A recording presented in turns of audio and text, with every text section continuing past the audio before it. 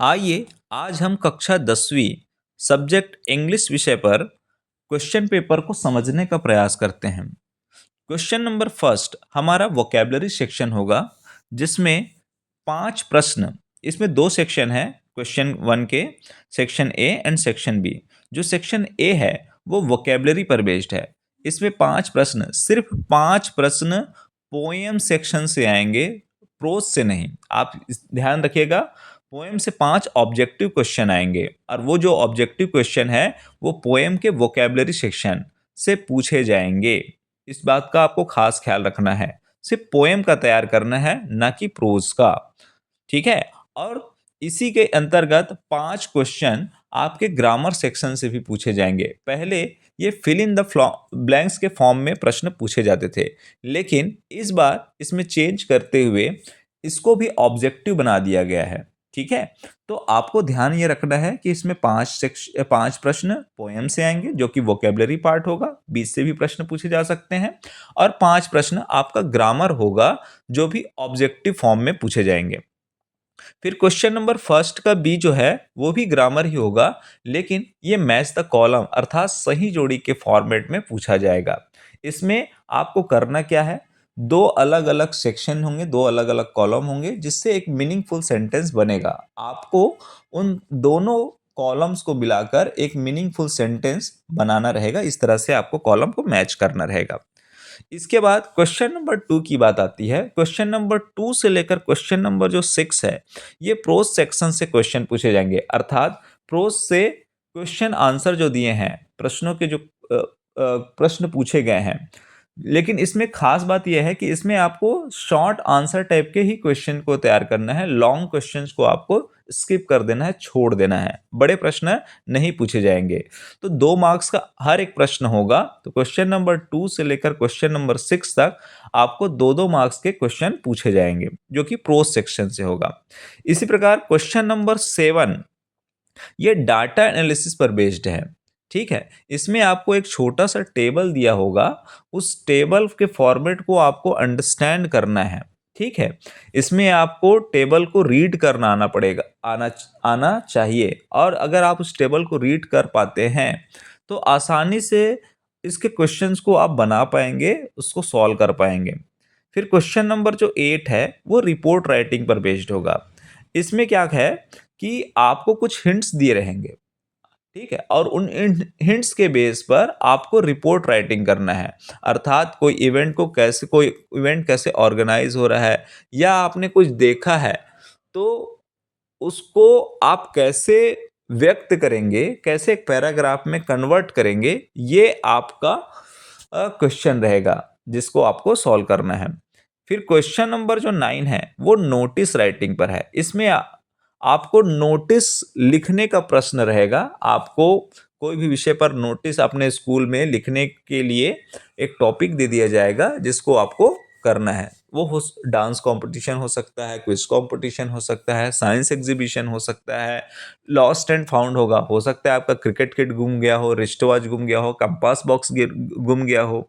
ऐसे कुछ टॉपिक्स होंगे जिस पर आपको नोटिस राइटिंग पूछा जा सकता है। फिर क्वेश्चन नंबर जो 10 है वो समराइजेशन का होगा। इसमें आपको एक पैराग्राफ दिया जाएगा और उस पैराग्राफ को आपको 1/3 में समराइज करना है, अर्थात छोटा करना है। साथ ही साथ उसका एक सुटेबल टाइटल आपको देना पड़ेगा। तो टाइटल देने का बहुत बेस्ट तरीका क्या है कि वो पैराग्राफ किस पर बेस्ड है। ठीक है। आपको ये आइडेंटिफाई करना आना चाहिए, या कोई वर्ड बार बार आया है तो आप उसको टाइटल बना भी सकते हैं। फिर क्वेश्चन नंबर 11 डाटा एनालिसिस का है।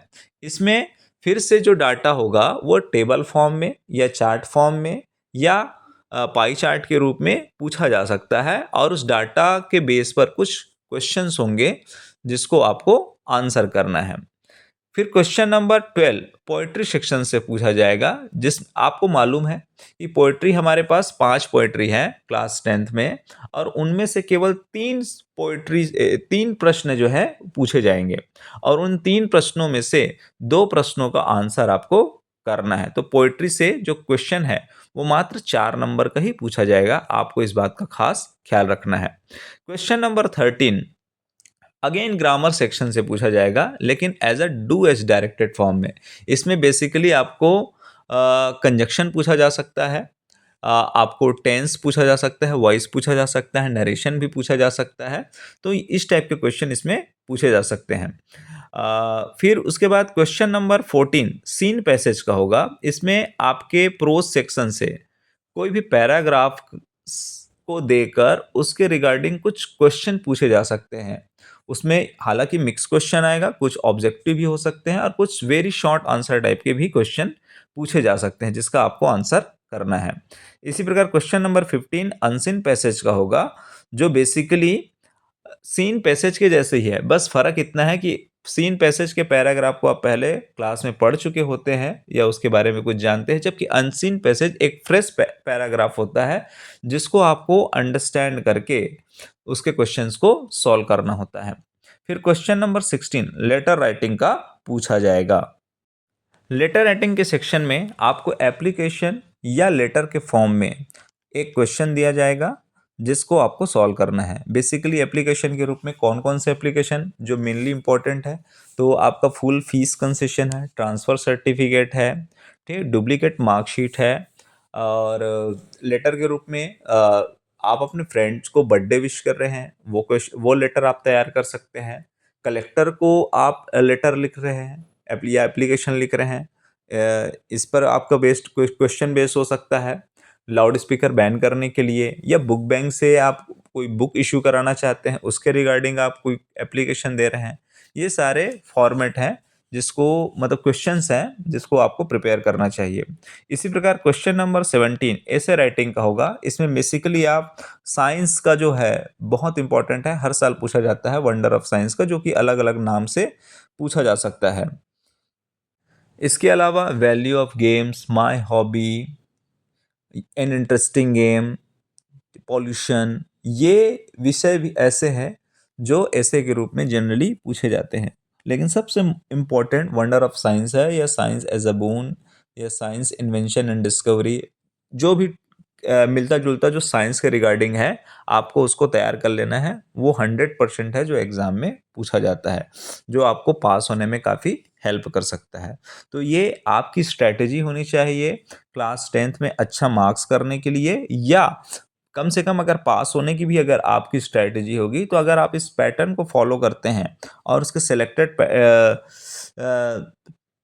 चीज़ों को समझते हुए, ब्लूप्रिंट को समझते हुए अगर आप अपनी तैयारी करते हैं, तो आप निश्चित रूप से एक अच्छा मार्क्स भी प्राप्त कर पाएंगे और आसानी से पास भी हो जाएंगे। तो आज के लिए बस इतना ही। उम्मीद करता हूँ कि आपको ये सारी चीज़ें समझ में आई होंगी।